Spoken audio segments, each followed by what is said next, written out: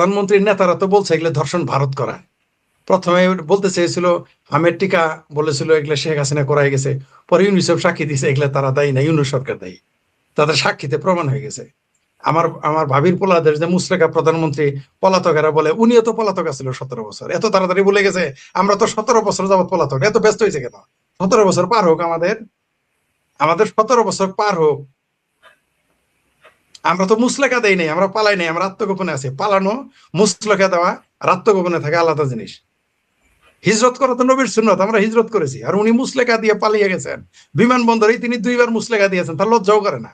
অবশ্য বিএনপি জামাতে আজকাল বিএনপির আজকাল জামাতের মতো লজ্জাহীন হয়ে গেছে। এটা লজ্জা থাকা উচিত তার। 17 বছর সে কি করেছে? তার 17 বছর কি কাম ছিল লন্ডনে? জুয়া খেলা যারা, তার পেশাতে লেগেছিল জুয়া খেলি। তা আমরা কি জুয়া খেলতে যাবো? আমাদের তো ভাই অবৈধ আয় নাই, আমরা তো জুয়া খেলতে পারবো না। তিনি তার পেশায় লিখেছিলেন জুয়া খেলেন। ইসলামী বাংলাদেশের মুসলেকা প্রধানমন্ত্রী জুয়া খেলেন। আর ইসলামী বাংলাদেশের ইন্টারিম গভর্নমেন্ট প্রধান হয়েছিল বেনামাজি, নাস্তিক বলে, কেউ বলে খ্রিস্টান, যে যে যে ছিল হইলো আপনার, যার পেশা হইলো সুদের ব্যবসা। আর আমাদের জ্ঞান দিতে আসছে। আমরা কি করছি? আমরা দেশের ভালোর জন্য কথা বলি, তার মঙ্গলের জন্য বলি। তার জীবনই তো ক্ষত্রে মেয়ে। জামাত তো যে কোনো মুহূর্তে তাকে হাতি বানায় ফেলবে, যে কোনো মুহূর্তে জামাত তাকে হাতি বানায় ফেলবে, সে নিজে জানে। তার মাজা ভাঙছিল কি যারা আত্মগোপনে ছিল, পলাতক ছিল, তারা তার মাজার হাড্ডি কে ভেঙেছিল? তাকে ফ্যানে ঝুলাইছিল কে? আপনি ঝুলাইছিলেন না? আমি ঝুলাইছিলাম না? সেখানে শেখ হাসিনা ঝুলাইছিল। তাকে কে ঝুলাইছিল? তার আব্বার লোকেরাই তো তাকে ঝুলাইছিল। তার আব্বার লোকেরাই তো তার মাজার হাড্ডি ভেঙেছিল। তার আব্বার লোকেরাই তো তার আব্বাকে মেরেছে। আমাদের বলে আমরা পলাতক লোকেরা দেশ অস্থিতিশীল করি। দর্শন কি আমরা করতে গেছি? মাদ্রাসায় দর্শন আত্মগোপনে থাকা লোকেরা করে। আত্মগোপনে মুসলেখা দিয়ে যাওয়া হচ্ছে একটা কাপুরুষের কাজ। আমরা মুসলেখা দিয়ে যাই নাই, আত্মগোপন করে আছি। আমরা দেশে আছি না দেশের বাইরে আছি কে জানে? আপনি তো জানেন না আমি কোথায় আছি। ধরেন আমি বলছি আপনাকে, আমি মনে করেন শ্রীলঙ্কা আছি, আমি তো শ্রীলঙ্কা নাও থাকতে পারি। আমার এখানে কি লেখা আছে যে আমি শ্রীলঙ্কায় থাকি? হতে তো পারে আমি বরিশাল থাকি, হতে পারে তো আমি যমুনার পারে থাকি, হতে পারে নাকি? আত্মগোপনে তো তারা এত কিছু আত্মগোপনে থাকে করতে পারলো, গুপ্ত হয়ে সুপ্ত হয়ে। আমরা আত্মগোপনে গেলে দোষ হয় কেন? আত্মগোপনে আছি তাই এত ভয়, তাহলে প্রকাশ্যে আসলে কি হবে? তারেক রহমান যেগুলো বলতেছে, একজন মেজর, এই পাকিস্তানপন্থী একজন মেজর লিখেছে বাংলাদেশের নাকি ধর্ষণ করাইতেছে ভারত। আবার ওই যে একজন আছে গুপ্ত শিবির চাকমা নাকি কি পাহাড়ে থাকে, সে বলেছে ধর্ষণ করাইতেছে। আলাপ শুনছেন তো? আমি তো বলছি যে কিছুদিন পরে বলবে যে 5ই আগস্ট, এখন তারা বলে না তারা বিপ্লব করেছে, এই ফালাইছে সেই ফালাই অন্ধকার করে ফেলছে, কত কিছু বলে না সব মহাবীর। দেখবেন একদিন এরা বলবে 5ই আগস্ট ভারত ঘটিয়েছে, ঘটিয়েছে, এটা বলবে তারা। এগুলো সেই সিমটম। উনি বলেছেন তার গায়ে হাত দিয়েছিল 2 জন, এটাও বলেছেন তিনি। এবং তাকে 4 ঘন্টা নাকি 6 ঘন্টা ট্রান্সফার করেছেন, এটাও শুনেছি। তবে এখানে আমার কিঞ্চিত, তার থেকে যে নিপীড়ন নির্যাতন করছে এটার আমি টোটালি বিপক্ষে, এটার শাস্তি হওয়া উচিত। কিন্তু সরকারি কর্মকর্তাদের ট্রান্সফার হইলে এত ভয় কেন? একই জায়গায় তাদের থাকতে চাই কেন? এটাও সন্দেহজনক। এটা একই থাকা উচিত না। সরকারি কর্মকর্তারা একই জায়গায় দীর্ঘদিন থাকলে সমস্যা হয়, এটাও সত্য। তবে তাকে যেভাবে সরাইছে সে প্রক্রিয়াটা আমরা পছন্দ করি না। এটা বেআইনি এবং অমানবিক কাজ ঘটেছে, কোনো সন্দেহ নাই। আর নারী স্বাধীনতা, তিনি তো সরকারি চাকরি করেন। এই দেশের 5 বছরে 3 বছরের শিশুরই নিরাপত্তা নেই। তার নিরাপত্তা কিভাবে থাকবে? থাকবে না তো, থাকতে পারে না। এই দেশ তো এখন আইনের শাসন চলে না। আপনি কোর্টে যেতে পারবেন না। আজকে একটা ভিডিও দেখলাম, কোর্ট থেকে আসামিকে গুলি করে, সাক্ষীকে তুলে ছিনতাই করে কিডন্যাপ করে নিয়ে যাচ্ছে, ভিডিও চলে। যেই দেশে কোর্টে গেলে সাক্ষীকে কিডন্যাপ করে, সেইখানে আপনি সুবিচার কিভাবে পাবেন? আর ওর তো তাও সাক্ষীটাও যেতে পেরেছে। আপনি তো এখন যারা আওয়ামী লীগের লোক, মুক্তিযুদ্ধের পক্ষের, তারা তো কোর্টে যাইতে পারবে না। কোর্টে গেলেই তারা মারা যাবে। পুলিশ তো থানায় থানায় তো কেসই নিবে না। আর কোর্টে গেলে উল্টা সে মামলাকে জান হারাবে। আপনি দেখলেন তো সাক্ষীকে কিডন্যাপ করে নিয়ে যাচ্ছে। আমরা একটা বিচিত্র, ওই যে কি বলবো আর বাংলাদেশ সম্পর্কে বলতে বলতে আমরা হয়রান হয়ে গেলাম, অস্থির হয়ে গেলাম। কিন্তু যারা অপরাধ করে তারা তো থামে না।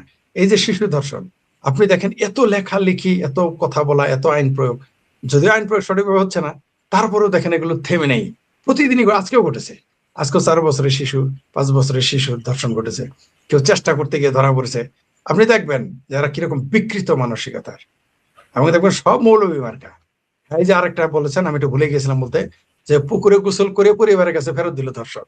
মানে সকল আলামত নষ্ট করে ফেললো, যাতে আলামত না থাকে, যাতে টেস্ট করলে যাতে যাতে আলামত নিতে গেলে পুকুরের পানি পাওয়া যায়। কত বড় বদমে দেখছেন তো? মানে ধর্ষকরা এখন ট্যালেন্টেড, ডিজিটাল হয়ে গেছে।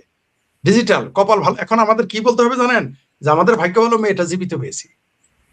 মানে এখন ধর্ষণ কোনো স্বাভাবিক বিষয় হয়ে গেছে বাংলাদেশে, জীবিত পেয়েছি আমরা মেয়েটাকে। ওই পুকুরের পানিতে চুবাই মেরে ফেলতে পারতো, এটাও করতে পারতো সে, অথবা তাকেও টুকরো টুকরো করে ফেলে দিতে পারতো। কি বলবে না, মানে এই দেশটা কোন দিকে চলে যাচ্ছে, আইনের শাসন এত নিম্ন। বাংলাদেশের সকল কিছু এখন রাজনীতি করেন, মৌলবীদের আপনি কিছু বলতে পারবেন না, ইসলাম খত্রেমে, এলাকা খত্রেমে, ধর্ম খত্রেমে। আর এই ধরনের দর্শকদের বলতে পারবেন না, কারণ এরা রাজনৈতিক ছত্রছায়া থাকে। আমি কিন্তু প্রথমে এছাড়া এটা তো আপনি ধর্ষণের কথা বলতেছেন শিশুদের, আর ব্ল্যাকমেইল করে আওয়ামী লীগের পক্ষের মানুষ, মুক্তিযুদ্ধের পক্ষের মানুষ। আমি প্রথম বাংলাদেশে ভয়েস রাইজ করেছিলাম, আমি বলেছিলাম আওয়ামী লীগের পক্ষে, মুক্তিযুদ্ধের পক্ষের নারীদের ধর্ষণ করা হচ্ছে নিয়মিত। অনেকেই তখন বিশ্বাস করে না, খোদ আওয়ামী লীগের। এখন তো বুঝেন তাদের পাইকারি। আর আপনি কি বলেন, জিম্মি করে ধর্ষণ করা হচ্ছে, এগুলো তো নিউজে আসবে না। হাজার হাজার মুক্তিযুদ্ধের পক্ষের মানুষ এবং আওয়ামী লীগ যারা করে তাদের বাড়িতে, কি বলবো আর, ৭১-এর সাথে ভয়াবহ অবস্থা। ৭১ সালের সেই খানাদার বাহিনী, রাজাকার আল বদর ছিল, তারা যে আমাদের মা বোনদের হাতে তুলে দিত রাজাকারদের, এবার হাতে তুলে দেয় না, নিজেরাই। বড় মিয়া তো বড় মিয়া, ছোট মিয়া যারা এখন সুবান আল্লাহ। বর্তমানে বাংলাদেশের আওয়ামী লীগের পক্ষের, কি বলবো, তারা হিম্মত নাই বলার। আমাকে এই 1 বছরে অন্তত 100 জন নারী কেঁদে কেঁদে এগুলো বলেছে আমাকে। হয় সে নিজে ধর্ষিতা, না হয় তার সন্তান, বোন, খালা বা মা। আমার ছোট বাচ্চারা বলতো তার মা, ফুফুদের কি করা হয়েছে, আবার মায়েরা বলতো তার সন্তানকে কি করা হয়েছে। এগুলো আমি বলতাম, আওয়ামী লীগের লোক বিশ্বাস করে নাই, কিন্তু এখন তো সত্য। ওই যে একজন ছাত্রলীগ নাকি আওয়ামী লীগের স্ত্রী বলেছে, নেতার স্ত্রী নাকি কর্মী স্ত্রী বলেছে যে 1 বছর যাবত তাকে ধর্ষণ করতেছে ছাত্রদল। টাকা নিচ্ছে, যার কাছে টাকা নেওয়ার টাকা নিচ্ছে, যার কাছে টাকা নাই তাদের ধর্ষণ করতেছে। কারো কাছে টাকাও নিচ্ছে, ধর্ষণও করতেছে। এগুলো তো গণহারে চলতেছে এখন। এগুলো আগেও ছিল, এমন না যে বাংলাদেশে এখনই এগুলো চলতেছে। কেউ যদি মনে করেন যে 2024-এর আগে সব ফেরেস্তা ছিল, না, আগে সেটা ছিল লিমিটেড, এখন গণহারে চলে। আগে ছিল রোগ, এখন এগুলো হয়ে গেছে মহামারী।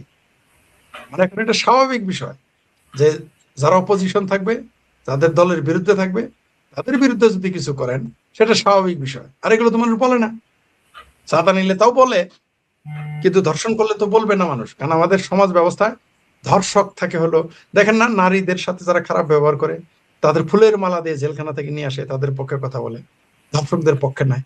আপনি দেখেন কয়জন ধর্ষকের বাড়ি মব করে সন্ত্রাস করিয়ে দেওয়া হয়েছে, বরং পুলিশ গিয়ে রক্ষা করেছে। আমরা দেখেছি পাহাড়ে বিজেপি রক্ষা করেছে।